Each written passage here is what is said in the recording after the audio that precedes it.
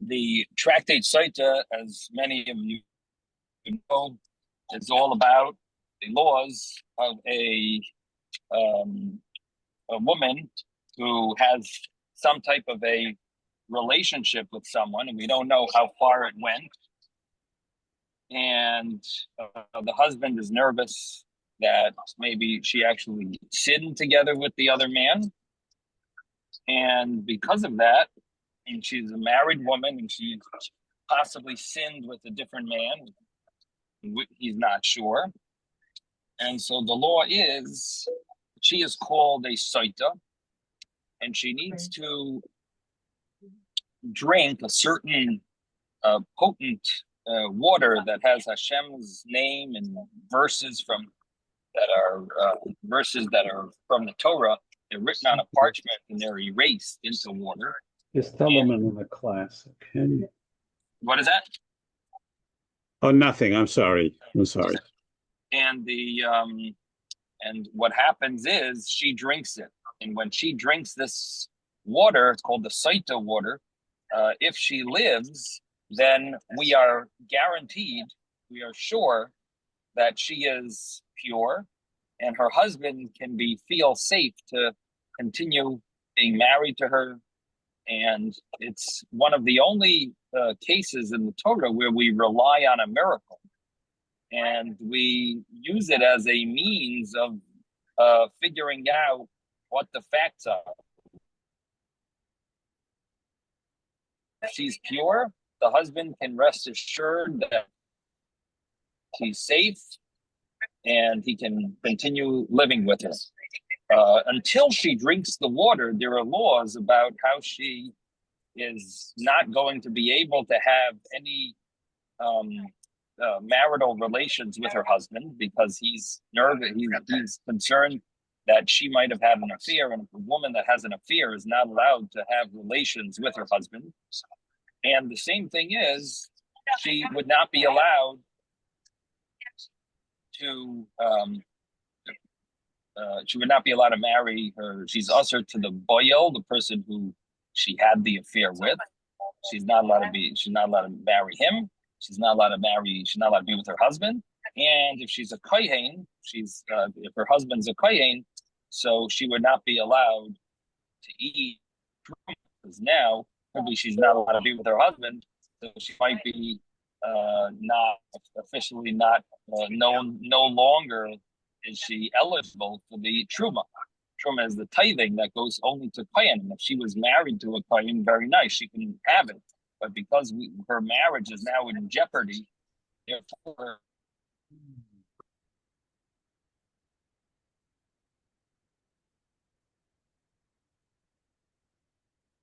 will be permitted to her.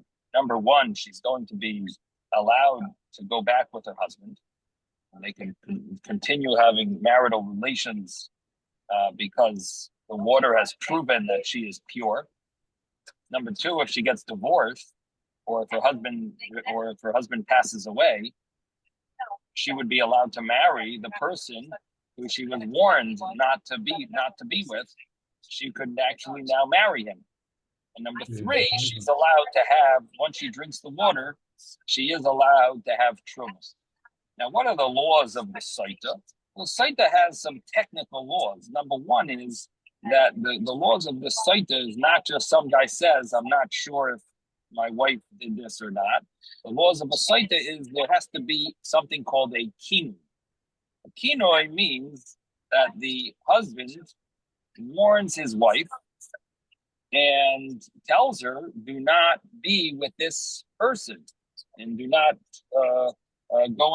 do not be secluded with this person.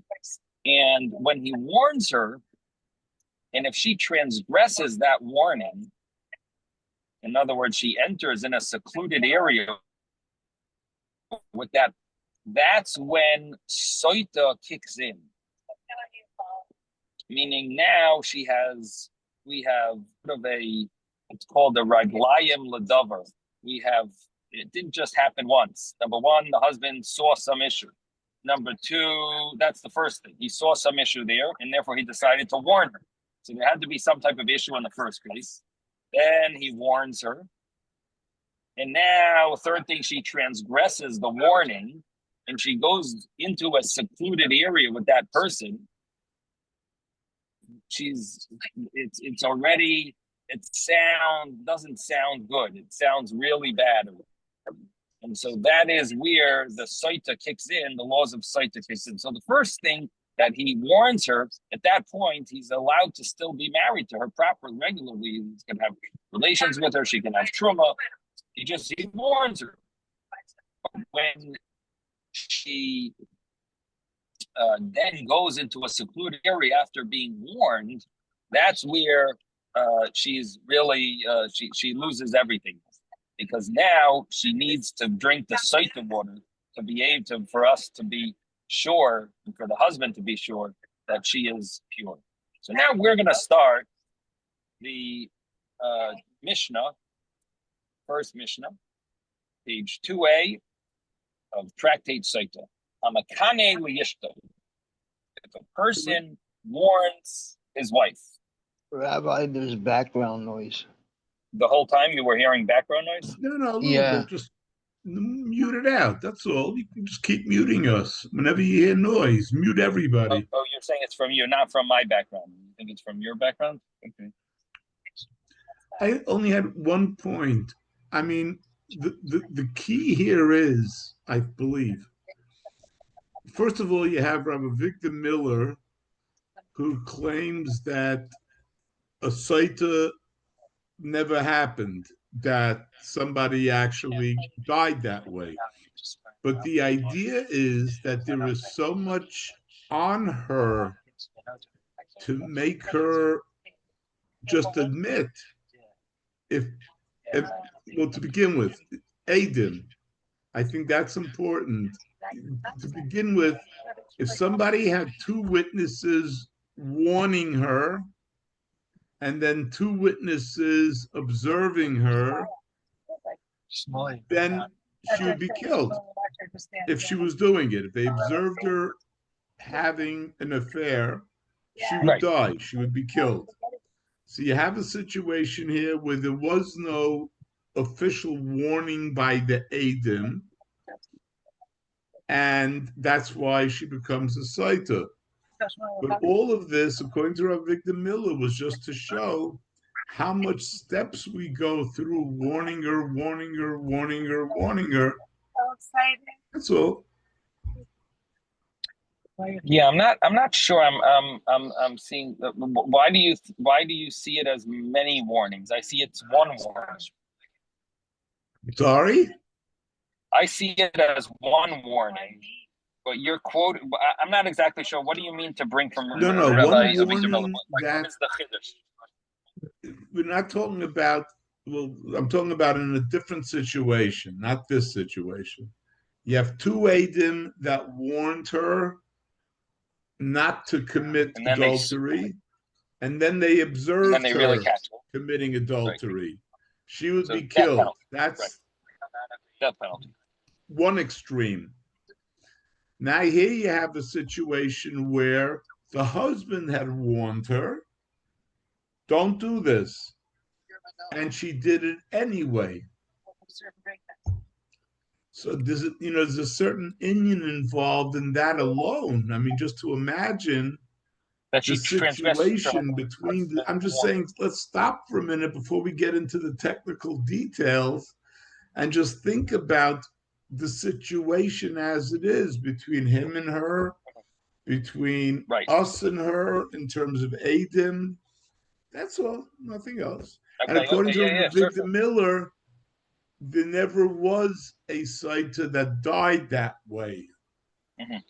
That's all. Although there is a story brought in Rashi about two sisters, and one of them drank when they kissed each other. One of them drank the water, and when the sister kissed, I don't know if you remember this, Rashi. It's of course questionable. Yeah, the other person, because what happens is, if she was guilty, not only does she explode, but the man with which she had the affair has the same death. So somewhere he's walking along and suddenly his stomach explodes. So it's just a unique, interesting, Right, no, different the only thing I was trying to situation. bring, Isaac, what I was bringing was that according to that, there is a Rashi that brings down this story. It sounds like it happened, but I, I know there is discussion. I'm just saying, I know there is discussion about it. It happened or not. I don't think it's his chiddush. I I don't don't know. think it's Rabbi Victor Miller's chiddush. We'll have to look into it. But in any event, thank you. Yeah, thank you for bringing that up. That it's important to mention what Isaac said. That of course the law about a soita, the law of a woman who actually does commit this type of a crime, and with witnesses and warning, it does get the death penalty. Um, and this is a case where we haven't reached that, where we don't know, where we're Suffolk. Thank you. Yeah, this is, and it's a very famous rule of the case of Suffolk, because this gives us the law of Suffolk Tuma Birshus Harabim is Tummy. Birshus Hayachid, excuse me. Suffolk Tuma Birshus Hayachid is Tummy. That this gives us, this law has an extension to it, so to speak. It has a consequence. It has teaching, a lesson to it that we use all over throughout the Talmud. That when you're not sure, we have to assume there might be a problem here, and that's why a site is prohibited to his wife, to her husband. That's why a site is prohibited to her husband. Now let's go back and start again. Makani liyishtai. So a person warns his wife, and the Gemara will talk about what the term mekane actually means. Kina often means like jealousy, so or zealousy. And so, what is the meaning of mekane? But we're translating it as Rabbi, yes, there's yes. background noise. Somebody is having their wife have a phone conversation in the same room, and that's messing up the background of the share. Oh boy. Okay. I think we just It got to might be. say mute us all. Okay. Yeah, no, I think it might be me in my car. Okay, we'll try to quiet it down. So, so Rabbi Eliezer says, Mekani la al pishnayim, he warns his wife with two witnesses. That means that in Jewish law, we often follow the rule of you always need two witnesses. However, there are times when the two witnesses are crucial. There are times when they're not crucial. For example, if a person lends someone money, they want to collect, and the guy denies it and says, "You never lent me." So if you have two witnesses, that's gold. That's perfect. That's great, because the two witnesses prove, they will be a solid proof that the guy owes you money. However, um, if the guy is honest, you don't really need the witnesses. He's going to admit that he owes the money. He'll pay it. So you don't necessarily need witnesses.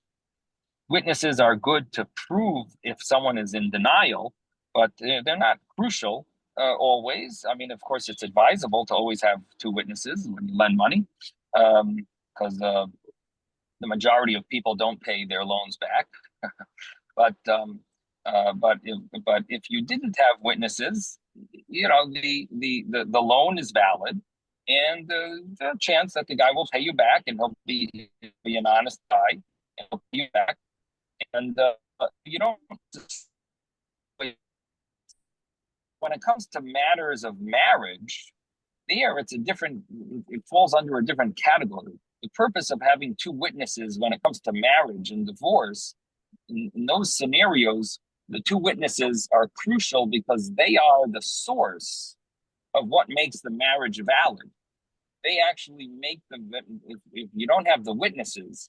So if a person gives a woman a ring and he says, "I am being Makadesh you with this ring, I am marrying you with this ring, Kadas Moshe Yisrael, like the laws of Moses and Israel," and he hands her the ring, puts it on her finger, and he says, "Look, I'm married. I did a marriage. I did and she says, yes, we got married, and they both agree that they got married, it actually is not considered a valid marriage unless there were witnesses. If there were witnesses, fine. But if there were no witnesses, the witnesses make that into a marriage. They make that marriage a valid marriage. Without that, it would not be a valid marriage. So here we have an interesting question. We're talking about the laws of a Sota, and we're mentioning that in order for the warning to be a valid warning, you need to have two witnesses. Now, there are two ways of understanding that. Why do you need to, in other words, the husband is warning his wife and he's telling her, do not go in seclusion with this man. And she doesn't listen afterwards, and she does go into seclusion with this man. So imagine if he said it to her without witnesses. So the Mishnah says you need to have witnesses. Rabbi Eliezer says, you need to have witnesses. Why do you need witnesses, and to what extent do we need witnesses? What would happen if the witnesses, what would happen if he warned her without witnesses? And also, what would happen if the witnesses were in hiding? So she didn't know that there were witnesses. They were actually watching the whole event transpire. They were watching this situation where he's telling her and warning her, telling her off, and warning her not to do this.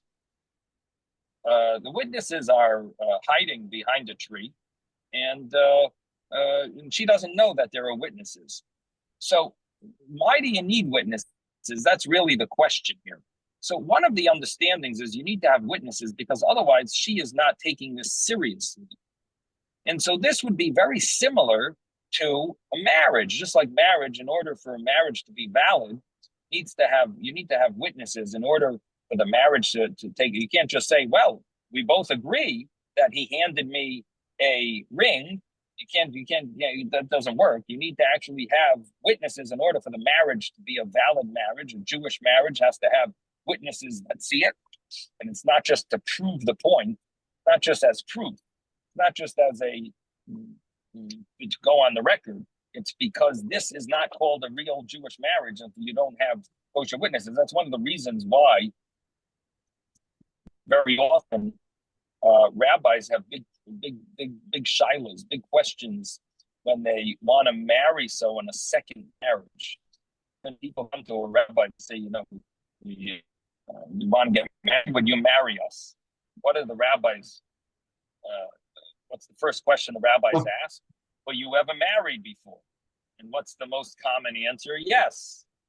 Well, did you get a get? The husband and not the wife, and now they want to get remarried. And so what do you do to get around this whole problem? They say, where did you get married? So if the guy says, well, we never had an official wedding, we just got married in the courthouse, and we went down to the court, we just signed some papers, and we got married in front of the judge or whoever is over there in the court. So then you're all set because it's not a Jewish marriage.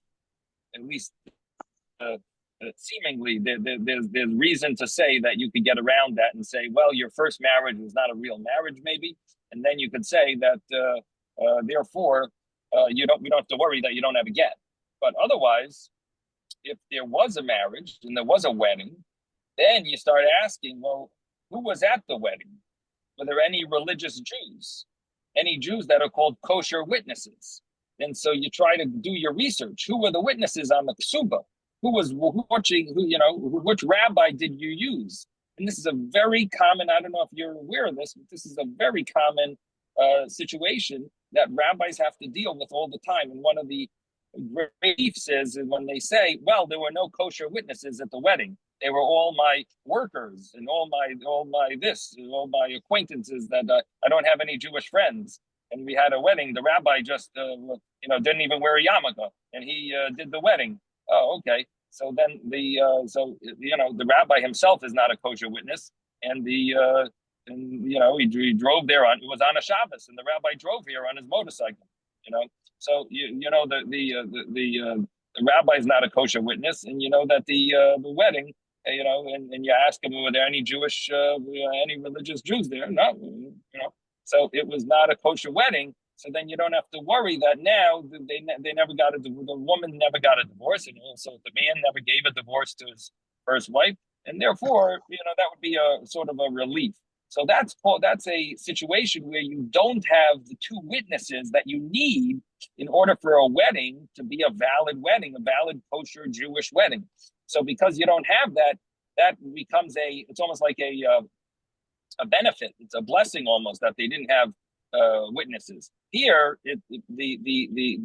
normally I should say, normally a normal wedding, it's the blessing is that you should have kosher witnesses and have a kosher wedding and do it right. And so in our scenario, where the person warns his wife and he wants her not to be in a secluded area with this individual, with another man. So in this scenario, the reason why it needs to have witnesses, according to one understanding, is because the witnesses make her realize the severity of the situation. And if there are no witnesses here and he's just telling her, do not hang out with that person in a secluded area, that would not be a valid kinui. That would not fall under the category of kinui, and there would be no law of Sota in this situation. Yes, David. Isn't there an idea of a common law marriage, so to speak, that's recognized? There is such a discussion, and I don't mean to make a final ruling about marriage, laws of marriage, which are really complicated. But I'm just giving you more general idea. But there is such a concept that's discussed. The fact that they live together, does that give them? People have seen them together. Maybe that could consider them as if they're married. They seem to hang out together in a sense of marriage. Would that give them the validity of an actual marriage? So yeah, you're right. There is some discussion about that, and I don't want to make make it as if it's a simple law. You're right. It's not as simple as I made it. I was just giving you a common understanding of what happened. When rabbis get these type of shilas, that's the style that it goes in. But you're right. There are the specific details that have to be discussed. And do they live in a Jewish area? Do they live in an area where people witness them living like husband and wife and so on? Things like that could be an issue. Again, you'd have to, it would be something subject to rabbis that specialize in this. Regular rabbis do not just make these type of decisions anyway. You know what I mean? There's more of a specialty field. I remember there's a Rebbe story where a girl had become a Baal Tshuva, and she had been sort of a common law marriage to this guy. Mm-hmm. And he just there was like years before, and he just sort of disappeared, and she was trying to figure out if she needed to get or not. Mm-hmm. So she wrote to the Rebbe, and the Rebbe, I think she wrote to the Rebbe, or she had a Yechidus or whatever it was. The Rebbe asked her, like, were you living together as husband and wife? Yes. Did all your friends know? Yes. Was it a common thing that people knew? Yes. And then the Rebbe asked her, did your mother know? And she said, oh, my mother? No, I didn't tell my mother. I would never be able to tell my mother. So the Rebbe told her, you don't need to get. Because her mother didn't know? Yeah, because her mother didn't know, so it wasn't a full-fledged marriage. It wasn't like a common known thing because she was hiding it from her mother. It wasn't such a common thing. It wasn't that everybody knew. Uh-huh. Here she was holding it back from her mother. Right. So it was to a certain extent not recognized as a common law marriage in Judaism. Right. Interesting. Right. So it does need to be taken into consideration.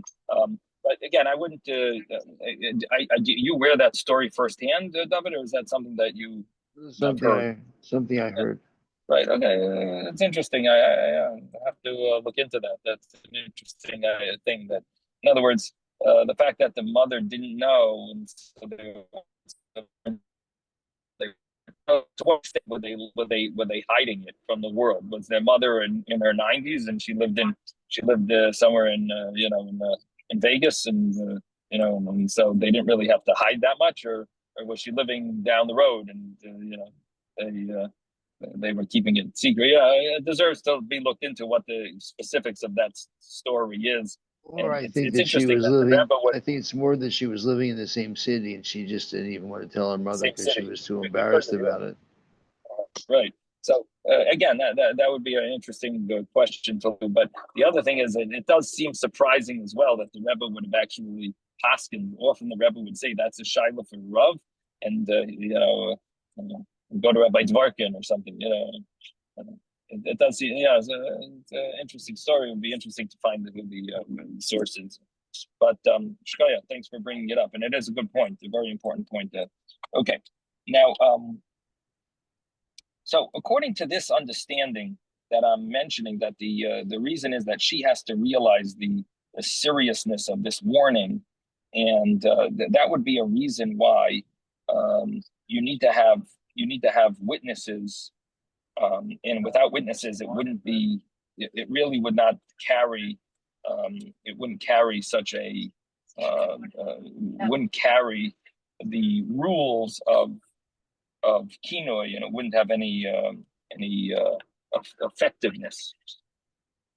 There is another understanding that only a kinoi that is going to lead into the drinking of the water, only such a kinoi is going to um, um, be a valid kinoi. Only a warning that's going to lead to drinking the water will be a valid kinoi, and therefore you need to have you would need to have witnesses in order for the kinoi. So what would happen if you have witnesses hiding behind a tree? So in this scenario, again, according to the first understanding, if you have witnesses hiding behind a tree, so the woman doesn't know that there's witnesses. She's not taking it so seriously, and therefore it wouldn't be a valid kinoi. However, if you think of it, that it's all about just having the witnesses, because the kinoi needs to have a witness, needs to have witnesses, and if you don't have witnesses, you won't be able to drink the water. So if that's the reason for it, so then if the witnesses are hiding behind a tree, they would actually be valid. It would actually be a valid kinoi, because the kinoi is a valid kinoi. It has there are witnesses watching this, and even though she doesn't know that there are witnesses, that doesn't affect it. That doesn't bother it. So these would be uh, two differences. These would be differences if two differences between these two understandings of the reason why you need to have the witnesses for keynote, for the warning. Now let's continue in the Mishnah. So the Mishnah mentions that Rabbi Eliezer is of the opinion that you need to have witnesses for the keynote. Mekani la pishnayim. But then Rabbi Eliezer says, however, umashkel piedechad. You could give her to drink the Sota water, even if there's only one witness, or even if it's only he himself who saw that she entered into a secluded area with this man. Even in such a scenario, even in such a case where she enters, where there are not witnesses, according to Rabbi Eliezer, that is good enough. Why? Well, he did warn her with witnesses. She did transgress it, and he knows it. And he has one witness, or he has himself, and that's good enough. And you can now give her to drink. She can drink the Sota water. Rabbi Yeshua argues. Rabbi Yeshua says, Mekani la pishnayim. He warns her with two witnesses. Umashke al pishnayim, and he also can only give her to drink the Sota water, also only with two witnesses that witness that she entered in a secluded area with this man, that she warned her that the husband warned her against, And only when you have witnesses for both of these scenarios is the woman in a category of Sota that she drinks the water. So again, we have a machlokes, an argument between Rabbi Eliezer and Rabbi Yoshua. If you need witnesses also for the stira, it's called stira, means for the seclusion, or do you just need witnesses for the kinoi, the warning? So everyone agrees you need witnesses for the warning. Rabbi Eliezer says you don't need witnesses, plural, for the seclusion, for the stira. You only need one witness, or even the husband sees it. That's good enough. Rabbi Yoshua argues and says, no, you need witnesses also for the stira. The Mishnah now continues and says, Ketzad Mekanila. How does he warn her? What is the kinoi? And the Mishnah continues and it says, Amar La, he tells her, there's a little, I know the Mishnah actually says Omer La, but the Bach changes it to Amar La. If he told her b'fnei shnayim, in front of two, al tadabri yemish ploni, don't speak with this man. I see you hanging out with this man. Don't speak to him. V'dibra imai, and she did speak to him afterwards. So she transgressed. She went against his warning. Adayan he materis levesa. She is still permitted to her house, which means to her husband, and they're allowed to continue their. They can continue living like husband and wife. When teres lechel b'truma, she's permitted to eat truma that her husband is the kohen, and she was not a kohen, but she got married, and if she's married to a kohen, she's allowed to eat the truma.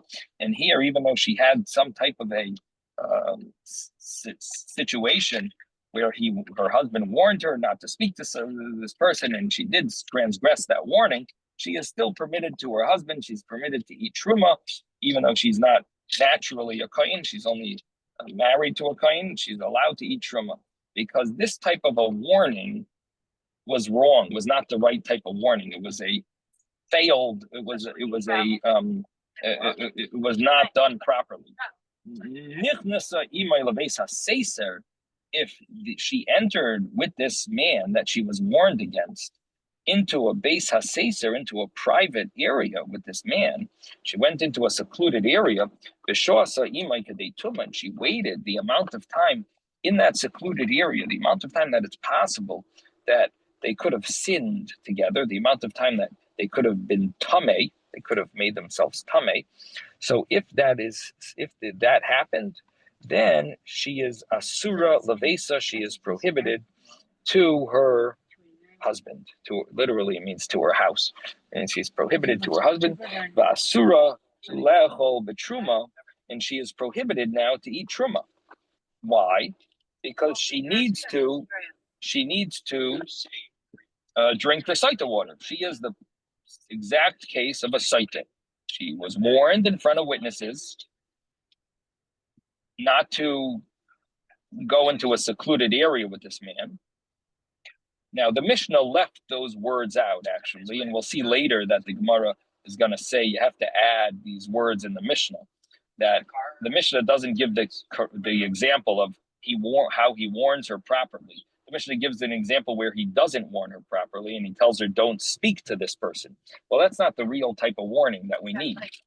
The real type of warning that needs to be is really that he warns her, don't go into a secluded area with this person, with this man. And she doesn't listen, and then she goes into the secluded area, and that's what our Mishnah does mention. It doesn't mention the warning part properly. We'll see in the Gemara that it adds words to the Mishnah, but the Mishnah does conclude with the words that she does enter into this secluded area, and she has to wait in that secluded area for a amount of time that is sufficient to be able to assume that they might have had an affair. And in fact, that is the reason why, when by a wedding, you go into a yichud room. What is the yichud room? The yichud room after the wedding, after the chuppah, is that they go into this room where the husband, the new husband and wife, the new groom and bride, they enter this room, the amount of time that it could be that they lived like husband and wife, and that would be considered a proper maybe completion of their marriage, their act of marriage. And so here, in the negative sense, there is a certain amount of time that they would need to be together, and in fact, when the witnesses stay there by the yichud room, the rabbi tells them stay here for 7 minutes or 3, however many minutes it is, the official amount of time that would be the amount of time that a woman would be considered a soita if she secludes herself with this other person. Now the Mishnah continues, and it says, Asur labesa, asur lechol betruma. She's prohibited to her husband. She's prohibited to eat truma. The imace, and if the husband passes away before she drinks the soita water.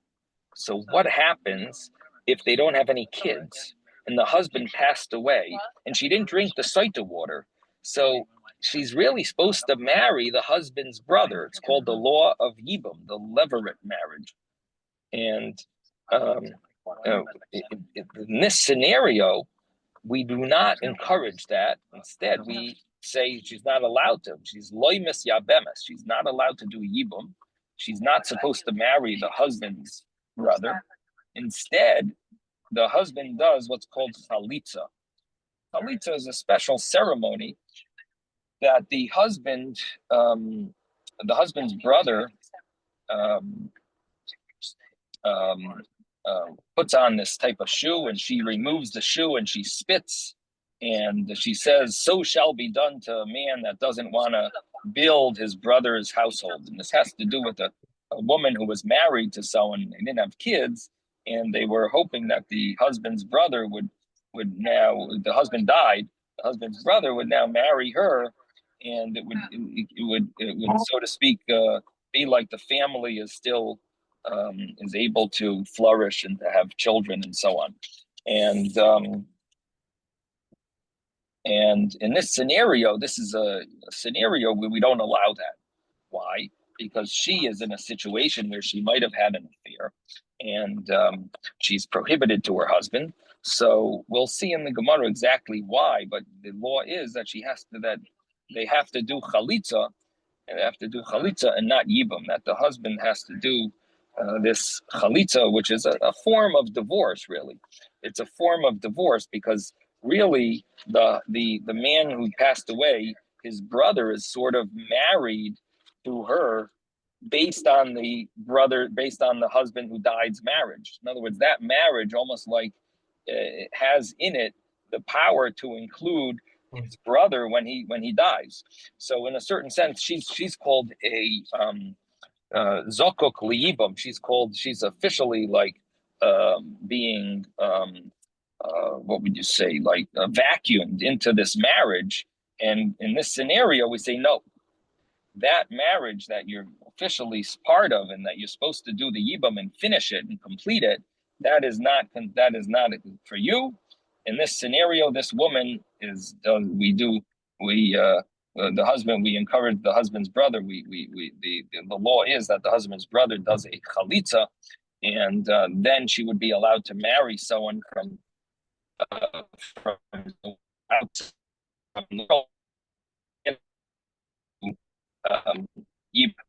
She can't marry the husband's brother. We don't allow that. Now, the Gemara now begins, and it wants to know, where did we get this order of the Gemara? In other words, where did this order come? That Sota came in this place. If you look at the whole Shas, all the orders of the Shas, why is Sota placed over here right after the laws of Nedarim and Nazir? It's put right after the laws of the Nazirus the laws of a Nazir, which is a person who separates himself from wine, from grapes, from going to a cemetery, and and so on. You can't get a haircut. That's the laws of a nazir. This comes right after it. The law of Sota comes right after it. So the question is, where does this, where does the law, where does it fit? Why does it come here? So now we're going to start the Gemara. Michti. Let's see. Tana mi nazir salik. The Tana came up from Nazir. In other words, this Mishnah of Sota is coming after Nazir, is coming up from Nazir. My Tana de Tana Sota, who is the author that, or my Tana, what did we learn? What did we learn that made us learn Sota, the Tana Sota, that makes us want to learn Sota now? What did we learn in Nazir that makes us want to learn Sota right here? Kidder Rebbe. So the Gemara says, it's the way Rebbe explains the Tanya, because it was taught in a brisa. Rebbe says, "Lama nismacha parshas Nazir parshas Sota." Why is Nazir in the Torah close to the portion of Sota in the Torah? And there's a reason for it. Loimar lucha, to tell you, shekol haroya Sota bekil kula. Whoever sees a Sota while she is in her embarrassing state, in her lowly state, if a person sees that, in other words, when she blows up and in her embarrassing state, in her lowly state, so they would embarrass her and they would try to get her to admit that she sinned. So whoever sees that, Bekulkula, Sota, in her lowly state, Yazer Atzmai Min Hayayin, should make a vow prohibiting them from wine. Person who sees that, they should realize what wine could do, and it would be smart for people to stay away because wine is a means of people losing them. They're not making right judgments and falling into certain sins that are inappropriate, doing things that are inappropriate, acting frivolous, and so on. And so when a person sees what happens to the Sota, they should make a vow against wine. So Rebbe explains this when it comes to the Torah portion about Nazir and Sota. And that idea applies as well to the Gemara, that we just learned Nazir, and now we're learning Sota. And they're very connected, because when you see one, you know that it means stay away from the other. You see the Sota, you stay away, you do the Nazir thing, which is staying away from wine. So the Gemara says, "V'lisni Sota v'hadar lisni Nazir." But shouldn't we first do Sota first and then Nazir after? We have it. We have it that's Nazir is first and Sota comes after.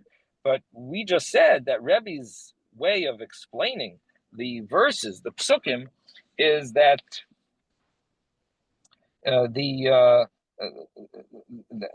that you see a Sota, you want to be a Nazir after. So it sounds like Sota should be first, because you see the Sota, you see her embarrassment. You want to then you become a Nazir. So Sota should be first, and Nazir should be after.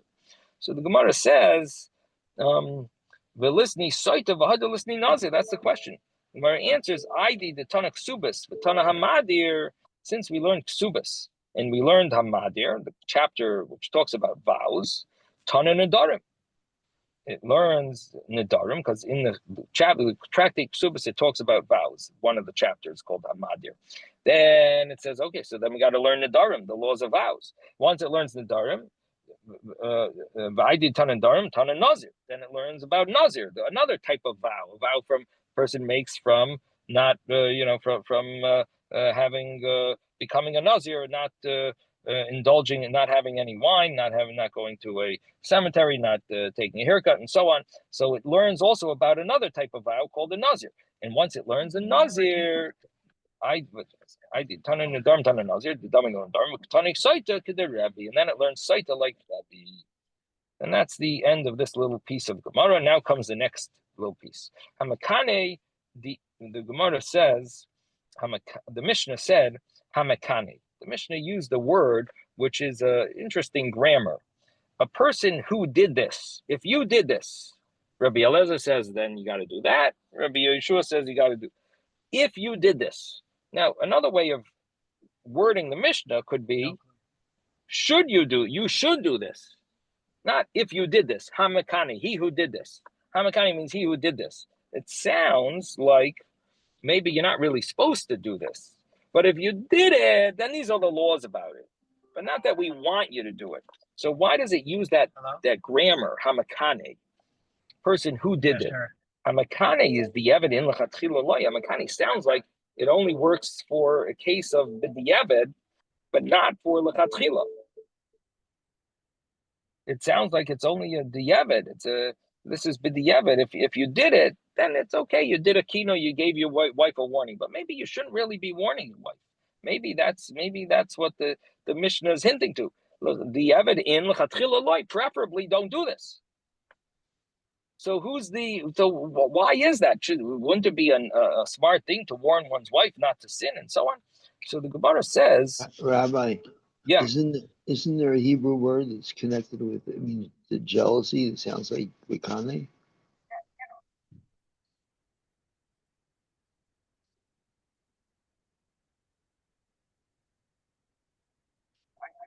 Makane could, it does have some meanings. We'll soon see. We'll see in the Gemara later what the word Makane is connected to. But in the meantime, the Gemara is asking. I think he's talking about Kanai, someone who's a zealot. David, I thought you meant jealous. Oh, yeah. I think Ezra's onto what I'm trying to say. Oh, okay. Because kina is also a very common word. Kina. You shouldn't have jealousy. Kina taiva kavod talks about in Pirkei Avos. Kina. Like what Kanoi is also, Kanoi is a zealot, And I did mention that when we started, Hamakane, that where the word does it come from, zealousy or jealousy. I'm sorry, I didn't hear. Yeah. Okay. I don't know if that's a word, zealousy. Is that a word? No, I think so. Maybe. But okay. So Makane diavad in lechatchila loy. So it says a Makane, which is a person who did this, who warned his wife. Sounds like it's only b'diavad, but lechatchila, preferably you shouldn't be doing this. So the Gemara says, Kasavar Tana Didan, our Tana, our author the author of our Mishnah holds Asur Lakanos. It's actually, you're right. You're really not supposed to be Mekane. You're not supposed to give a warning. The Torah talks about a warning. It doesn't say you have to, and therefore there's a discussion. I would think that you would have to give a warning. It would be a appropriate thing. A person's wife should not be going out sinning and so on. And it would sound to me like that would be appropriate, but there is an opinion that holds not that way, that it's actually Asur Lakanos. And this opinion is based on the idea that Rashi, the way Rashi explains it here is that you're bringing yourself to anger and to fighting, and you're bringing your wife to embarrassment, and she might actually be pure. So maybe it's better. But now she'll do it. You're putting an idea in her head that she didn't have before. Well, if it is tense, you're making it worse. Yeah, but you have to understand. Rashi doesn't add that. I hear what you're saying, Isaac. Rashi doesn't add that. But you're adding fights between your marriage. You're adding a marital fight. But to put the idea in her mind, that I don't know. That's an interesting thought. I don't know. Rashi doesn't really say that. But it's more you're bringing this issue. You're bringing it's more about bringing embarrassment. You're bringing a fight here, and so really this is not the lechatchila thing to do according to our Mishnah. Amar Rav Shmuel bar Rav Yitzchok. Rav Shmuel bar Rav Yitzchok says, "Ki have a pasach Reish Lakish besoita Amar Hachi." When Reish Lakish started teaching or learning the laws of teaching Sota, these laws, Amar Hachi said this. Are you kidding me? Ein mezdavgin loy la'adam isha. We do not set up for a person, to match up a person, I should say. We don't match up a person, a woman, ella lefi ma'asav, only according to his deeds. That a person's marriage is set up that it's a person who's a righteous ends up getting a righteous person who's more frivolous gets a frivolous person, a person who's wicked gets a wicked person. That it goes, the marriage works according to one's deeds, and that's how Hashem arranges it. In mezavgen lo l'adam ela lefi ma'asav. Shenemar, as it says, Ki lo yanuach shevet haresha al goyel hatzadikim. The staff of the wicked will not end up on the portion of the righteous. The person, you get what your style. And Amar Rabba Bar Chana says, Amar Rabbi Yochanan, the name of Rabbi Yochanan, V'koshin l'zavgon kikriyas yamsuf. It's hard to be mazavig the yidden. It's hard to be mazavig people, husband and wife, as hard as it is to split the sea. Now, this, of course, is the topic of much discussion. What does that mean? Was it hard for Hashem to split the sea? So, is it really hard? Is it hard for Hashem to match people up? But this is what it says, that it's kosher l'zavgon kikriyas yamsuf. Hard to be mazavig the people, hard to match people up, like the splitting of the sea. Shenemar, as it says, Elokim Moshe v'chidim b'aisa. Hashem puts individuals into a house, meaning he matches people up to get married. Moitzi asirim, takes out those that are tied because sharis in a kosher, in a good month, in a good time, and it compares the two, that Hashem takes us out, and meaning that he took the Yidden out of Egypt in a time that wasn't hot, wasn't cold, and it compares the Yetzias Mitzrayim, the Exodus from Egypt, to matching people up, to making a match. And so this is the idea that the Gemara says means that Hashem, what it means is that Hashem is matching people up. It's hard, it's complicated, like Kriyas Yamsuf, like splitting the sea. So we're going to stop.